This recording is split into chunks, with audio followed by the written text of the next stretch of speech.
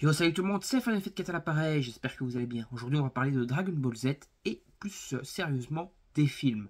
En tout cas, des 4 premiers films. Et on va donc parler un petit peu de l'univers parallèle des films. Parce qu'il faut savoir que les films ne peuvent pas s'introduire, quasiment aucun film en tout cas, par 2-3 exceptions, ne peuvent s'introduire dans la trame principale du manga Dragon Ball. Parce qu'il y a plein d'incohérences, etc. qui font que ça ne peut pas avoir lieu, en tout cas, dans la trame principale de Dragon Ball.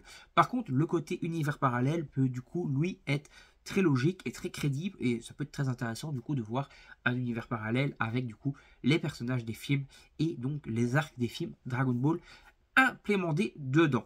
Donc il y a 2-3 points qui vont être importants. Donc on va parler du premier film jusqu'au quatrième film. Ces films-là peuvent être une continuité. Donc le premier film doit se passer normalement quelques jours, voire quelques semaines, à la limite quelques mois, maximum 6 mois avant l'arc Raditz, avant le départ de Raditz, l'arrivée de Raditz sur Terre. Si on veut, de toute façon, pour ce film-là, on peut l'introduire, entre guillemets, canoniquement dans l'œuvre, mais uniquement dans l'anime. Parce que dans l'anime, je crois Dragon Ball Z, pas Dragon Ball Kai, Dragon Ball Kai, ça n'existe pas, mais dans Dragon Ball Z, on a l'arc Garlic Junior. Garlic Junior qui est donc le personnage tiré de ce premier film. Et donc, du coup, si on veut l'introduire officiellement, l'introduire canoniquement dans l'œuvre, il faudrait, avant de commencer Dragon Ball Z, regarder le film Garlic Junior, puis regarder Dragon Ball Z avec Raditz, etc. Et ainsi, du coup, avoir l'œuvre, tout simplement, globale, avec, du coup, savoir d'où vient, en tout cas, Garlic Junior. Donc, pour ceux qui ici, maintenant, de l'univers parallèle des films, on aurait, du coup, l'arc Garlic Junior, l'arc Raditz, l'arc Saiyan, et il y aurait quelques modifications dans l'arc Saiyan pour pouvoir, du coup, introduire, entre guillemets, officiellement, ces films-là. Donc c'est-à-dire que dans l'arc Saiyan, Vegeta mourrait dans cet arc-là, il ne s'enfuirait pas vers la planète de Freezer pour être soigné.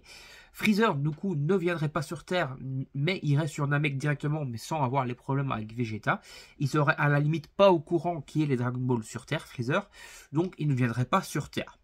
Mais du coup, Goku, lui, aurait donc vaincu Vegeta. Vegeta serait du coup mort. Et a fortiori, sans Gohan, mais oui, mais tout le monde en fait, surtout Piccolo, serait toujours vivant. Et également Chaos. Pourquoi Chaos? Je vais vous expliquer pourquoi. Donc Piccolo serait toujours vivant, il aurait survécu à l'attaque de Nappa, il aurait subi l'attaque de Nappa, mais plutôt que de mourir, il serait juste tombé inconscient, dans le coma à la limite, mais il aurait survécu. Du coup, les Dragon Ball auraient encore pu être utilisés. Du coup, à la fin de l'arc Saiyan, les Dragon Ball sont utilisés et on ressuscite tout le monde.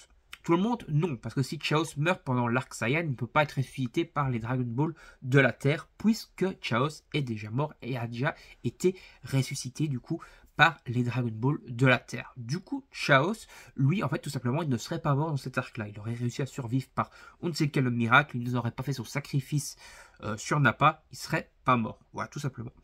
Donc du coup, après cet arc-là, donc l'arc Saiyan avec du coup Chaos et Piccolo qui ne sont pas morts, et Vegeta qui lui se fait tuer du coup à la limite, Krillin l'achève parce qu'il n'a pas entendu la voix de Vegeta ou la voix de Goku qui l'appelle, ou un truc comme ça, donc Vegeta meurt.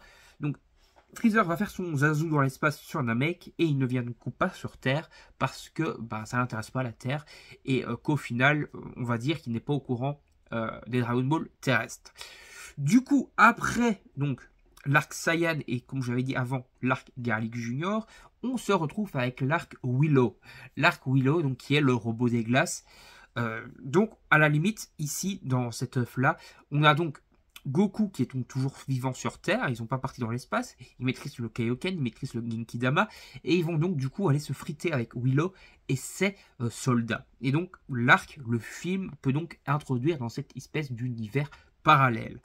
Après donc ce film-là, donc le film Willow, on se retrouve avec le film Thalès. Thalès donc qui est pas le frère de Goku, mais qui est un Saiyan qui ressemble énormément à Sangoku. Donc cet arc ici peut donc être encore une fois introduit dans cet univers parallèle, mais comme je vous l'ai dit, si Chaos n'est pas mort pendant l'arc Saiyan, parce que Chaos est donc présent dans cet arc Thalès, dans ce combat contre Thalès, dans ce film, on voit Chaos.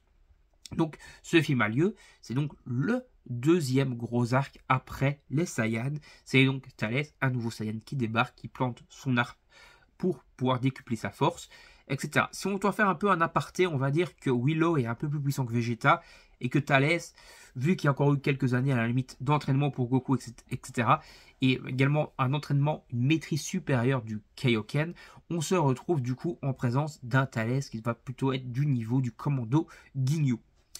Après donc cet arc-là, on va se retrouver avec un nouvel arc encore qui va être l'arc de Slug. L'arc de Slug, donc le Super Namek Slug qui débarque sur Terre. Donc on va dire c'est le troisième arc du coup qui a lieu après du coup Vegeta. On a donc ici un Goku qui a continué à s'entraîner, etc., qui maîtrise encore mieux son Kaioken, et qui va avoir les espèces de transformations prémices du Super Saiyan, puisque Goku n'est pas aussi puissant qu'il n'était sur Namek, et donc il n'a pas assez d'énergie en lui pour lorsque la colère se déclare en lui, pour transformer, enfin pour avoir une véritable transformation en Super Saiyan. Mais il y a sa transformation, espèce de prémisse de Super Saiyan dans ce film, qui est plutôt sympa d'ailleurs. Et donc voilà, ça serait du coup le dernier arc de l'arc, de Dragon Ball, on va dire, dans cette chronologie, dans cet univers parallèle des films. Parce que après les autres films, je ne vois pas trop comment les introduire du coup dans cet univers-là. À la rigueur, on va pouvoir introduire donc les autres films avec Cooler, le frère de Freezer, les Offensives des Cyborgs, dans un autre univers, mais à la rigueur un autre univers parallèle. Un univers parallèle où il y a eu l'arc Namek, où il y a eu Freezer, etc. Mais pas du coup dans cet arc-ci, dans cette continuité-ci de ces 4 films. Parce que ça serait trop compliqué à introduire. Donc voilà, tout simplement pour ça. Donc à la rigueur, on aurait donc du coup plusieurs univers parallèles où on peut aller greffer les films l'un à l'autre. Quelques films, comme je vous ai dit, qui peuvent être canon de l'œuvre principale. Les films qui peuvent être canon de l'œuvre principale, c'est par exemple le film avec Bojack ou le film avec Hildegrand. Mais voilà, c'est genre 2-3 films, pas plus, qui peuvent vraiment rentrer dans la chronologie principale des films. Mais donc, on peut en tout cas greffer plusieurs films ensemble, mais comme je vous l'ai dit, dans un univers parallèle. Et donc ici, dans cet univers-ci, en tout cas de l'univers de Dragon Ball, dans cet univers parallèle-là, on aurait eu ces 3 arcs qui auraient eu lieu après l'arc des Saiyans, 4 en comptant Garlic Junior, mais comme je dis Garlic Junior, on peut également l'introduire dans l'œuvre principale, mais uniquement dans l'anime, pour que ça reste officiel, que ça reste canon, qu'il n'y ait pas trop d'incohérence du coup avec Garlic Junior qui arrive dans l'anime, tout simplement. Mais ici, dans cet univers-là, du coup, comme je disais, il y a ces 3 films-là qui se passent du coup après l'arc Vegeta. Parce que tout simplement, on ne peut pas introduire de 1 les autres films, et de 2, ça serait pas logique de voir Freezer débarquer sur Terre. Après, vous allez me dire, à la rigueur, on pourrait faire ça, c'est-à-dire qu'on pourrait avoir Freezer qui débarque sur la Terre et qui décide, entre guillemets, de s'emparer du coup des Dragon Ball de la Terre. Imaginons donc du coup que Freezer était sur Namek, mais qu'il n'aurait jamais su faire son vœu, voilà, pardon, Namek et compagnie, qu'il ait tué les Namek, et du coup c'était problématique, et qui débarque sur Terre. Ça pourrait être intéressant du coup. Parce que du coup, dans cet univers-là, on aurait en final, après la victoire contre Slug, un Freezer qui débarque sur Terre, et on aurait dû trouver un moyen de le vaincre, de le repousser dans l'espace, quoi, tout simplement. Ça aurait pu être très intéressant. Mais pour ma part, ici, si on considère vraiment juste les films, ça se termine du coup à l'arc Slug. Imaginons que Freezer ne vient jamais. On pourrait à la rigueur se retrouver avec les cyborgs qui débarquent, qui tuent tout le monde, et donc ça nous conduit à la continuité du Trunks du futur. Voilà, ça c'est officiel. Après vous allez me dire, et ça c'est un truc qui m'intéresse beaucoup, que vous m'en parlez dans les commentaires, mais pour moi la maladie cardiaque de Goku, donc la maladie cardiaque que Son Goku va déployer et qui va lui coûter la vie dans l'arc des cyborgs, il l'a chopé dans l'espace. Je pense en tout cas, il y avait d'ailleurs un fan de manga qui était là-dessus, qui était très sympa, qui est fait par Chibi Danzet, qui est en fait le survivant de Yardrat, donc avec Son Goku quand il va sur la planète Yardrat, et on apprend qu'il chope cette maladie en fait sur la planète Yardrat. Mais je trouve que ça pourrait être très intéressant en fait qu'il ait chopé cette maladie sur la planète Yardrat, et donc si Goku ne va pas en fait sur la planète Yardrat, donc si Goku ne va pas sur Namek et donc de fortiori ne s'échappe pas de Namek avant l'explosion, pour au final se retrouver sur la planète Yardrat et apprendre le déplacement instantané, qu'au final il n'a jamais chopé ce virus, cette maladie cardiaque.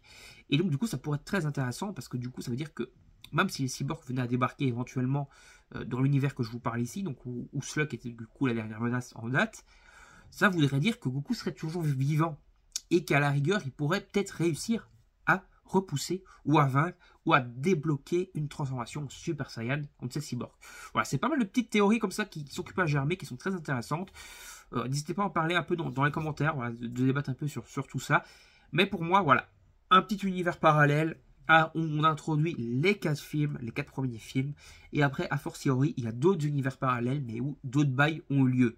Voilà, où il n'y a pas eu Willow, il n'y a pas eu Slug, il n'y a pas eu Thales, mais qu'il y a eu Vegeta, puis qu'il y a eu la planète Namek, qu'à la rigueur, sur la planète Namek, Goku est réussi par je ne sais quel miracle à vaincre Freezer avec un Genki Dama par exemple, mais qui n'a pas appris le Super Saiyan et qui s'est transformé en Super Saiyan que face le frère de Freezer la première fois.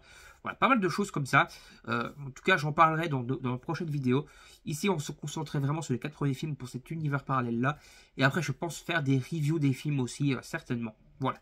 N'hésitez pas en tout cas à donner votre avis en commentaire, à liker et partager la vidéo sur vos réseaux sociaux, à vous abonner à la chaîne et activer la petite cloche pour ne rien manquer. Et moi, je vous dis salut tout le monde, à la prochaine. Bye bye.